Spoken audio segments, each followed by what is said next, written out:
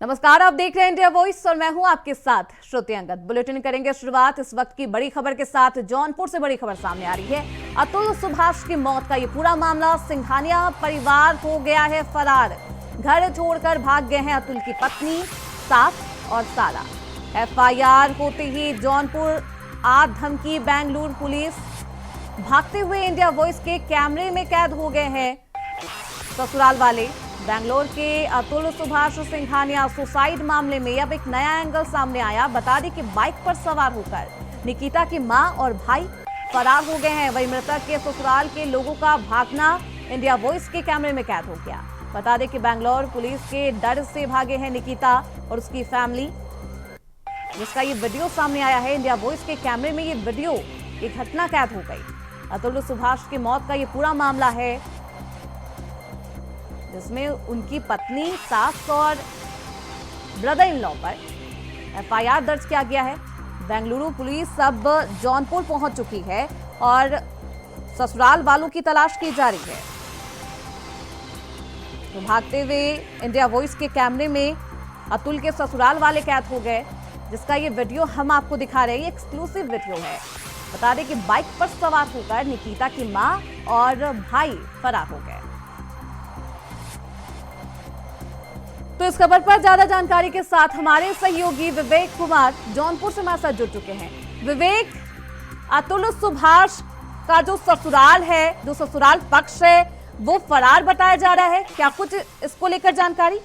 श्रुति, बिल्कुल आपको बता दूं, बेंगलोर के अतुल सुभाष जो है कांड के मामला जो है धीरे धीरे जो है चर्चे में है। पूरा देश झकझोर दिया है पूरे मामले को लेकर। और अतुल सुभाष का जो है ससुराल जौनपुर में है। बीती रात और ससुराल के जो है उनकी सासू माँ और साला जो है देर रात जो है अंधेरे का फायदा उठाकर घर पर ताला लगाकर फरार हो गया, जिसकी तस्वीर जो है कैमरे में कैद हुई है। हालांकि जो है मीडिया के सामने जब हमने उनसे बातचीत करने का प्रयास किया तो कुछ बोलने को तैयार नहीं है। चर्चा ये था कि बेंगलुरु की पुलिस जो है उनसे पूछताछ करने के लिए आ रही थी, इसी के डरवश उनका परिवार फरार हो गया। जी, ऐसे में अब तो ये वीडियो भी कैद हो गया, ये घटना पूरा इंडिया वॉइस के कैमरे भी कैद हुआ है विवेक। लेकिन अब सवाल यही है कि अब बेंगलुरु पुलिस इनकी तलाश बात कर रही है, उन्होंने आपके कॉल को होल्ड पर रखा है। इनकी तलाश कैसे कर रही है? और कई ऐसे सवाल है। एफआईआर भी दर्ज हो गया है। आपको बता दें कि धमकी भरा ये कॉल, धमकी मिलने के बाद इस तरीके से फरार बताया जा रहा है।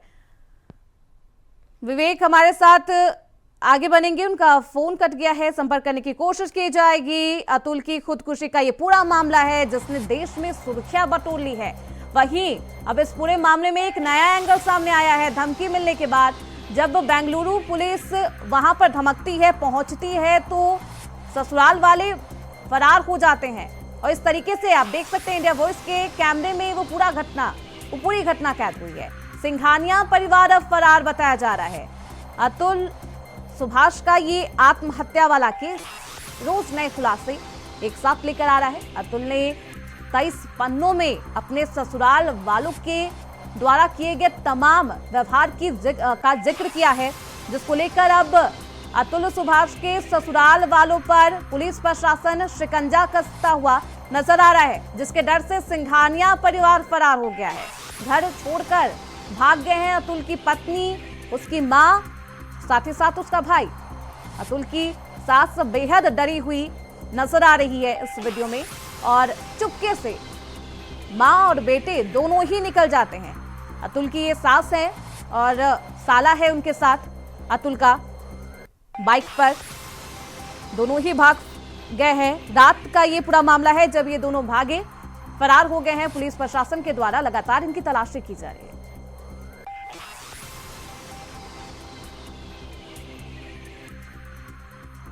तो अतुल सुभाष की मौत का ये पूरा मामला है। 23 पन्नों में अतुल ने अपनी आप बीती सुनाई है, जिसके बाद से पुलिस प्रशासन की कार्रवाई की जा रही है। वहीं प्रयागराज से बड़ी खबर सामने आ रही है। सीएम योगी आदित्यनाथ का प्रयागराज का दौरा है। आज थोड़ी ही देर में प्रयागराज पहुंचेंगे सीएम योगी। पीएम मोदी के कार्यक्रम स्थल का करेंगे निरीक्षण। अक्षय वट, हनुमान जी मंदिर कॉरिडोर में भी निरीक्षण करेंगे। मेला कार्यालय में जनप्रतिनिधियों के साथ बैठक करते हुए नजर आएंगे। गंगा रिवर फ्रंट और छतनाग घाट का निरीक्षण करेंगे। 3:05 पर प्रयागराज से लखनऊ के लिए रवाना होंगे सीएम योगी। प्रधानमंत्री मोदी के दौरे को लेकर भी आज निरीक्षण करते हुए सीएम योगी आदित्यनाथ नजर आएंगे। तो कुछ ही देर में प्रयागराज पहुंचेंगे सीएम योगी आदित्यनाथ। तो इस खबर पर ज्यादा जानकारी के साथ हमारे सहयोगी शोएब रिजवी प्रयागराज से जुड़ चुके हैं। शोएब, कितनी देर में पहुंचेंगे सीएम योगी आदित्यनाथ, क्या आपको जानकारी उनके पहुंचने को लेकर?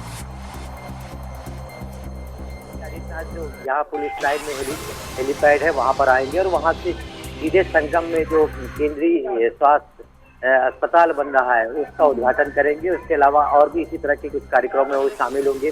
तो कह सकते हैं कि अलग अलग कार्यक्रमों में वो शामिल होंगे और उसके बाद वो वहाँ से जो जनप्रतिनिधि उनके साथ एक बैठक भी करेंगे। तो कह सकते हैं कि मुख्यमंत्री का ये कार्यक्रम आज काफी महत्वपूर्ण है। 2025 का जो कुंभ आयोजित होने जा रहा है उसको लेकर के जिस तरह से तैयारियां की जा रही है उस तैयारियों का जायजा भी लेंगे। साथ ही साथ कल प्रधानमंत्री मोदी संगम नगरी प्रयागराज आ रहे हैं, उनके कार्यक्रम स्थल का भी निरीक्षण करेंगे, वहां की तैयारियों का जायजा लेंगे। तो करीब 2 से 3 घंटे वो यहाँ पर रहेंगे। 3 बजे के आसपास वो वापस लखनऊ जाएंगे। उनके जो कार्यक्रम है वो अलग अलग जगहों के लिए कार्यक्रम है। सीधे तौर पर वो कह सकते हैं कि जो योजनाएं चल रही कुंभ की उसका उद्घाटन करेंगे। उसके अलावा जो सीएम मोदी का कार्यक्रम है उस कार्यक्रम का भी निरीक्षण करेंगे।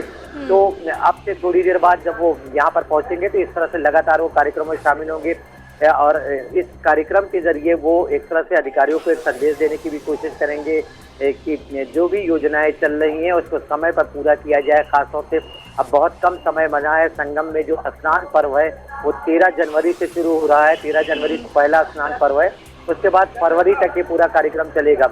उसको लेकर के करोड़ों रुपए की तमाम योजनाएं हैं जिस पर काम हो रहा है, चाहे वो सड़क मार्ग हो, शहर को सजाने का काम हो, बिजली का काम हो, इस तरह की तमाम कामों को किया जा रहा है। पक्के घाट बनाए गए हैं और आज जब योगी आएंगे तो किला घाट पर जो पक्का घाट बनाया है वहां पर भी जाएंगे।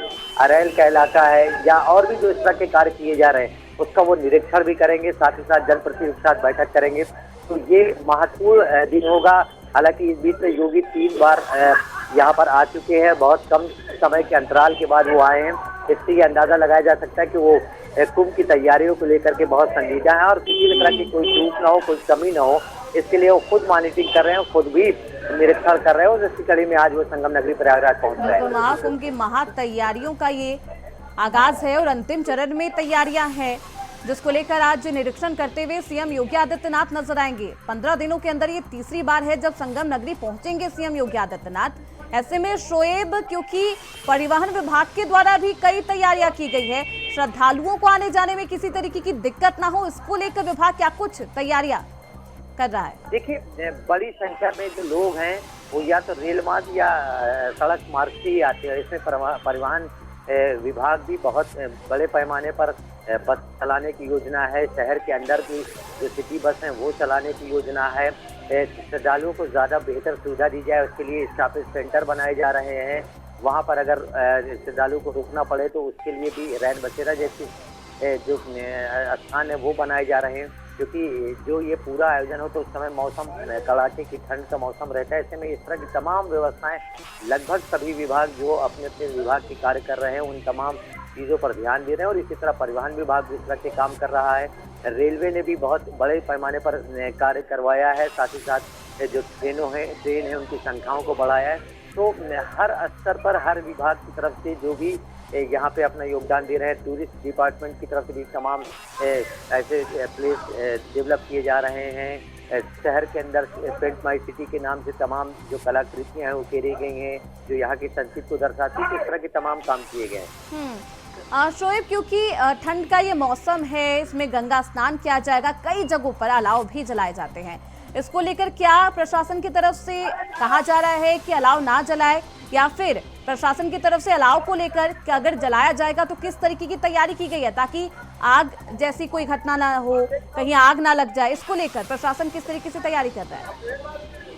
देखिए, इस बार जो फायर सर्विस है यानी फायर विभाग है वो भी बड़े पैमाने पर तैयारी करता है। क्योंकि ऐसी अक्सर जो इससे पूर्व के माघ मेले या कुंभ हुए हैं तो आग की भी घटनाएं होती हैं, जिससे बचने के लिए क्या कुछ प्रशासन विभाग ले रहा है। उसके अलावा लोगों को भी जागरूक किया जा रहा है। क्योंकि जो तंबुओं का शहर है वो ऐसे कपड़ों से बनता है, जिसमें बहुत तेजी से आग भी फैलती है। तो इन तमाम चीजों को खासतौर से जो लोग रहते हैं तो उन्हें किस तरह से बचाव करने चाहिए और कैसी व्यवस्थाएं करनी चाहिए, इसके लिए भी बाकायदा जागरूक किया जा रहा है। साथ ही साथ फायर सर्विस मतलब चप्पे चप्पे पर कह सकते कि उनकी मौजूदगी की पूरी व्यवस्थाएं की गई हैं।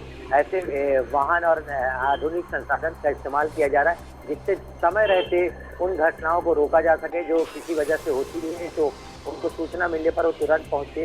इसलिए विशेष तरह की गाड़ियां भी उनके पास हैं जो रेत पर बहुत तेजी से चल सकती हैं।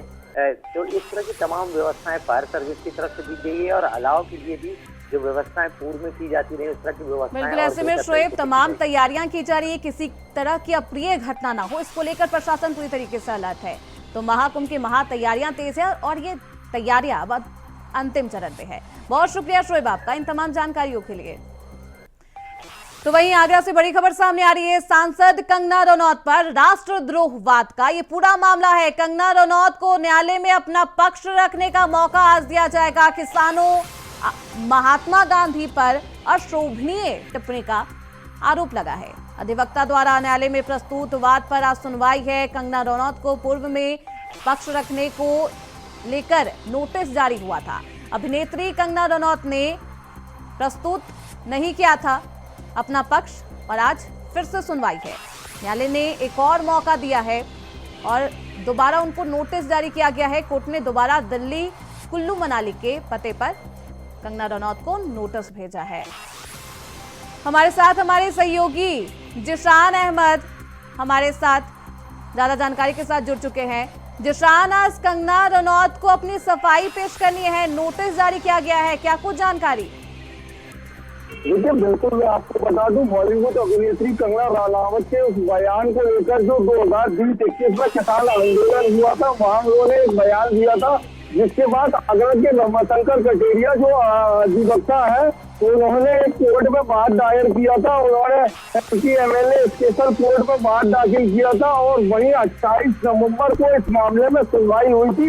28 नवंबर को कंगना रनौत के कुल्लू मनाली हिमाचल निवास एड्रेस पर दिया गया था, जिसके बाद लगातार उनको पेश होने की चर्चाएं चल रही थी। लेकिन आज 12 दिसंबर को भी उनको पेश होना था या उनके वकील को पेश होना था, लेकिन वो पेश नहीं हुए और कोर्ट ने इस मामले को लेकर 12 जनवरी की डेट लगाई है। कह सकते हैं कि कोर्ट ने सुना जी। बिल्कुल, ऐसे में जब नोटिस भेजा गया था उसका कोई जवाब नहीं दिया था कंगना ने और एक बार फिर से नोटिस दिया गया, यानी कि दोबारा से मौका दिया गया है। अब जब दोबारा से मौका दिया गया है कंगना रनौत को, तो इस पर क्या कुछ प्रतिक्रिया आ रही है, क्या कुछ संभावना है, क्या वो पेश होंगी, अपनी सफाई पेश करेंगी या फिर नहीं?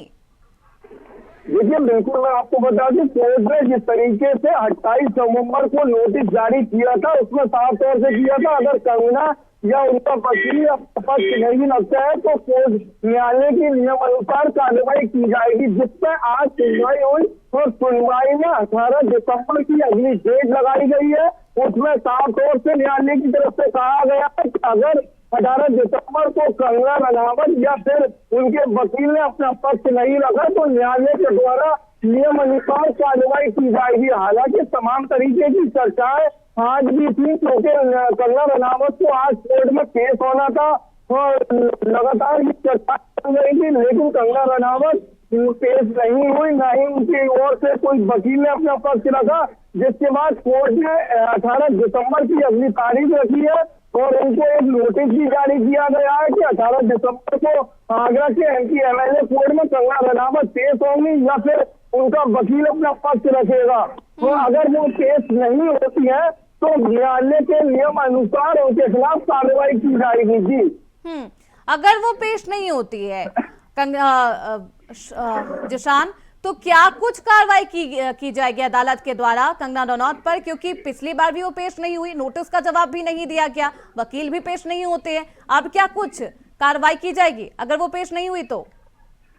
देखिए, बिल्कुल मैं आपको बता दूं, जिस तरीके से लगातार इस मामले को लेकर एमपी-एमएलए कोर्ट में सुनवाई चल रही है। 28 नवंबर की बात करें तो 28 नवंबर को भी एक नोटिस उनके दिल्ली जो सांसद निवास है वहां भी दिया गया था और कुल्लू मनाली हिमाचल में भी उनके निवास पर ये नोटिस जारी किया गया था, जिसके बाद उन्होंने नोटिस प्राप्त भी कर लिया था, लेकिन इसका जवाब नहीं दिया गया था। जिसके बाद 12 दिसंबर को आज यानी आगरा के MP MLA कोर्ट में इसकी सुनवाई हुई। सुनवाई के दौरान भी मैं कोर्ट में अपना पक्ष नहीं रख पाई, ना ही कंगना रनावत पहुंची, ना उनका कोई वकील पहुंचा। जिसके बाद आज कोर्ट ने लगातार कह सकते हैं कि कोर्ट ने 18 दिसंबर की अगली तारीख तय की है और न्यायालय का साफ तौर से कहना है कि अगर 18 दिसंबर को फिल्म अभिनेत्री कंगना और जो भाजपा सांसद है वे कोर्ट में नहीं पहुंची तो नियम अनुसार उनके खिलाफ कार्रवाई की जाएगी। बिल्कुल जिशान, अब कंगना रनौत वो कार्यकर्ता है, वो नेता है भाजपा पार्टी की जो हमेशा ही अपने बयानों को लेकर चर्चा में रहती है, चाहे वो महात्मा गांधी को लेकर दिया गया बयान हो, किसानों को लेकर दिया गया बयान हो, लेकिन उनके बयान से साफ तौर पर बीजेपी पार्टी किनारा काटती हुई नजर आती है हमेशा ही। देखिए बिल्कुल मैं आपको बता दूं, कंगना रनावत अपने विवादित बयानों को लेकर लगातार देश की सुर्खियों में रहती है, क्योंकि उन्होंने पहले किसानों का अपमान किया था। जिसके बाद आगरा के जो रमाशंकर शर्मा है उन्होंने कोर्ट में वाद दायर किया था। वही उन्होंने महात्मा गांधी को लेकर भी एक ऐसी टिप्पणी की थी जिसमें पूरे कई कह सकते हैं कि पूरे देश में लगातार उनके बयान की आलोचना की जा रही थी। उन्होंने साफ तौर से कहा था 1947 में जो देश को आजादी मिली है वो महात्मा गांधी को बीच में आजादी मिली है। इससे कह सकते हैं कि ये बड़ा विवादित बयान था। उन्होंने साफ तौर से कहा था कि 2014 में जब से नरेंद्र मोदी की सरकार बनी है देश कब से आजाद हुआ है। हालांकि तमाम महापुरुषों ने इस आजादी को लेकर अपना बलिदान दिया था और तो बलिदान को भी उन्होंने नकारा था। उन्होंने कहा था 2014 में असल में देश को आजादी मिली है, जो 1947 में आजादी मिली थी वो मिली महात्मा गांधी ने आजादी ली थी, लेकिन असल जो आजादी है वो 2014 में नरेंद्र मोदी की सरकार बनने के बाद देश को आजादी मिली थी। तो कह सकते हैं इस बयान की पूरे देश में आलोचना की जा रही थी, तमाम तरीके की चर्चाएं थी। वही विपक्ष भी लगातार भारतीय जनता पार्टी पर निशाना साध रहा था, लेकिन जो आगरा के रमाशंकर शर्मा है, राजीव गांधी बार एसोसिएशन के अध्यक्ष भी है, वरिष्ठ अधिवक्ता है, उन्होंने आगरा के स्पेशल MP MLA कोर्ट में एक बात दायर किया था जिसमें उन्होंने साफ तौर से मांग की थी कि जिस तरीके से जो 2020 और 2021 में किसान आंदोलन चल रहा था उन्होंने वहां की उन्होंने कहा था कि जो किसान है वहां पर रेप हो रहे हैं और वहां पर मर्डर भी हो रहे हैं। जिसके बाद उन्होंने एक और विवादित बयान दिया। हमेशा ही कंगना रनौत अपने बयानों को लेकर चर्चा में रहती है, हालांकि बीजेपी पार्टी उनके बयान से किनारा काटती हुई हमेशा ही नजर आई। अब क्योंकि न्यायालय ने दोबारा से नोटिस जारी किया है, दोबारा से पेश होने का मौका दिया, अपना पक्ष रखने का मौका दिया है, अब इसका फायदा क्या कंगना रनौत उठा पाती है या फिर नहीं उठाती है, देखना बेहद दिलचस्प होगा। बहुत शुक्रिया जिशान अहमद आपका इन तमाम जानकारियों के लिए। वही लखनऊ से बड़ी खबर सामने आ रही है, बीएसपी सुप्रीमो मायावती ने एक्स पर लिखा है पोस्ट। मायावती ने महाराष्ट्र की घटना को लेकर यह पोस्ट किया है। महाराष्ट्र के परभणी में संविधान का अपमान करने को लेकर यह पोस्ट जारी किया गया है। डॉक्टर भीमराव अंबेडकर की प्रतिमा का अपमान किया गया है। मायावती ने एक्स पर यह पोस्ट लिखा है, संविधान का अपमान अति निंदनीय और शर्मनाक है। इस घटना से पार्टी दुखी और चिंतित भी है। मायावती महाराष्ट्र में हुई इस घटना का जिक्र करती हुई चिंता व्यक्त करती हुई नजर आई। वहां की राज्य सरकार सख्त कानूनी कार्रवाई करे। मायावती का ये ट्वीट, ये पोस्ट अब सामने आया है। जातिवादी और असामाजिक तत्वों के विरुद्ध कार्रवाई की जाए, वरना वहां हालात काफी बिगड़ सकते हैं। मायावती ने चेतावनी भी दी है, प्रशासन से अपील की है कि सख्त कार्रवाई की जाए, असामाजिक तत्वों पर सख्त से सख्त कार्रवाई की जाए। सभी से शांति व्यवस्था बनाए रखने की अपील भी मायावती ने अपने पोस्ट में की है। संविधान का अपमान अति निंदनीय और शर्मनाक है।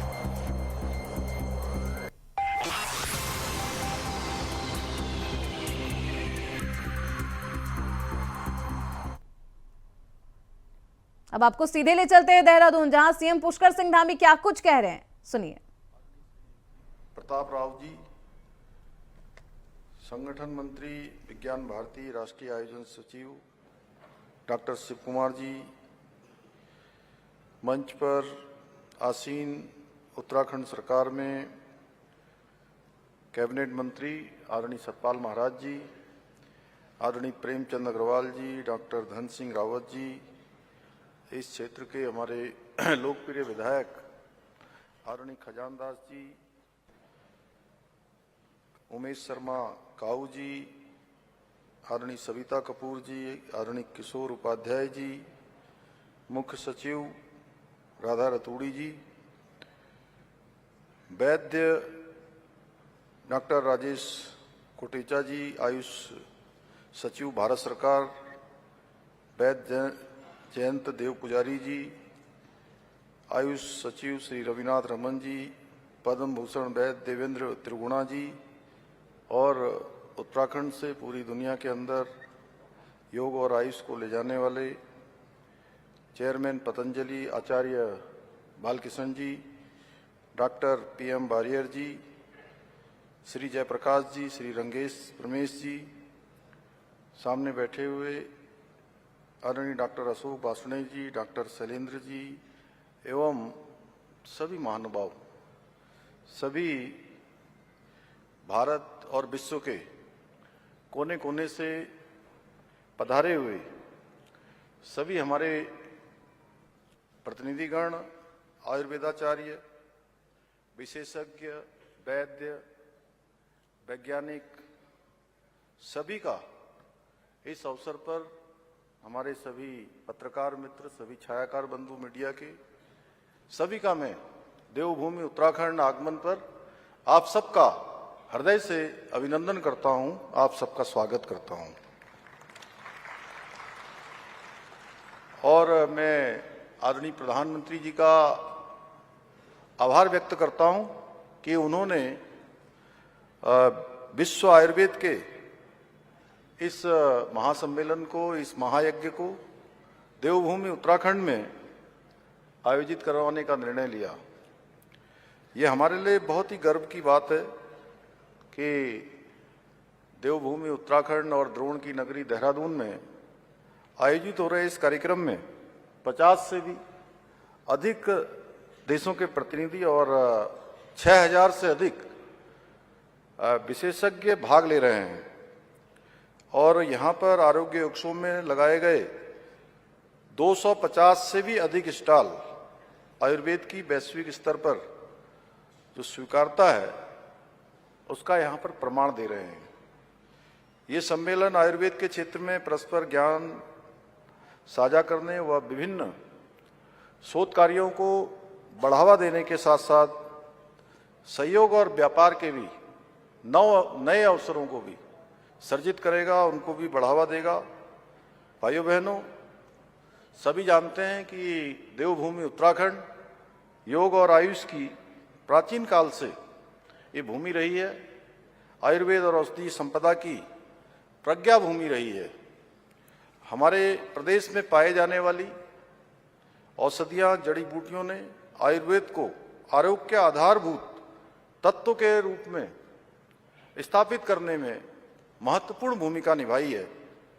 भाइयों बहनों, आयुर्वेद विश्व की एक ऐसी विशिष्ट चिकित्सा प्रणाली है जो प्राचीन काल से ही मानव सभ्यता का आरोग्य सुनिश्चित करती आ रही है। आयुर्वेद के विषय में कहा जाता है कि आयुर्वेद वेदयति बोध्यति इति आयुर्वेदः, यानी कि आयु रूपी जीवन का ज्ञान करवाने वाली और विज्ञान को ही आयुर्वेद कहा जाता है।